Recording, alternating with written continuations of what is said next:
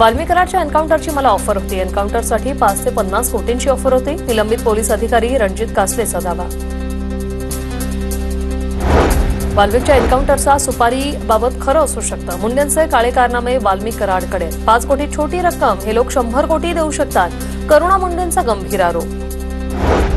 बीडच्या शिवाजीनगर पोलीस ठाण्यात निलंबित पोलीस उपनिरीक्षक रणजित कासले विरोधात गुन्हा दाखल। अनुसूचित जमातीबद्दल आक्षेपार्ह वक्तव्य केल्याप्रकरणी गुन्हा। गर्भवती मृत्यूप्रकरणी उद्या ससूनच्या 6 सदस्यीय वैद्यकीय समितीची बैठक। उद्याच्या बैठकीत कारवाईचा अहवाल पुणे पोलिसांकडे जाणार। अहवाल मिळाल्यानंतर पोलीस काय कारवाई करणार याकडे लक्ष।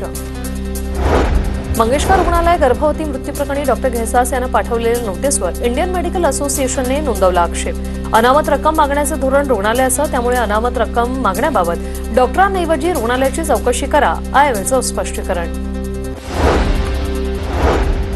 तर पुन्हा विसे प्रकरण घडू नये याची काळजी आम्ही घेऊ, दोषींवर कडक कारवाई केली जाईल। मंगेशकर रुग्णालय गर्भवती मृत्यू प्रकरणावरून रुपाली चाकणकरांची प्रतिक्रिया। काँग्रेसकडून राजकीय फायद्यासाठी वक्फ कायद्याचं संशोधन। काँग्रेसने सत्ता मिळवण्यासाठी संविधानाला साधन बनवलं।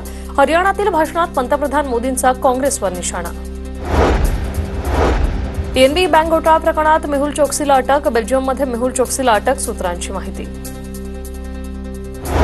मेहुल चोक्सीच्या मलबार हिलमधील घरी विविध तपास यंत्रणांच्या नोटीस। पीएनबी बँक घोटाळा प्रकरणात मेहुल चोक्सीला बेल्जियममध्ये अटक। जुन्या कायद्यांमुळे सहकार मरणासन्न स्थितीत होता। केंद्रीय गृहमंत्री अमित शहांची काँग्रेसवर टीका। कर्नाटकात ओबीसी आरक्षण 51% वाढवण्याची तयारी। कर्नाटकच्या मंत्रिमंडळ बैठकीत जाती जनगणना अहवाल सादर। ओबीसीसाठी आरक्षण 32% वाढवून 51% करण्याची शिफारस।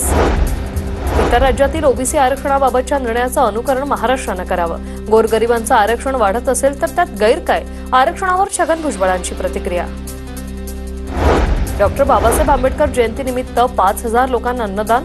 धाराशिवच्या उमरगा येथे मध्यवर्ती बँकेचे माजी उपाध्यक्ष कैलास शिंदे यांचे अनोखे अभिवादन। मागील 16 वर्षापासून जयंतीदिनी अभिवादन करण्यासाठी येणाऱ्या अनुयायांना अन्नदान करतायत।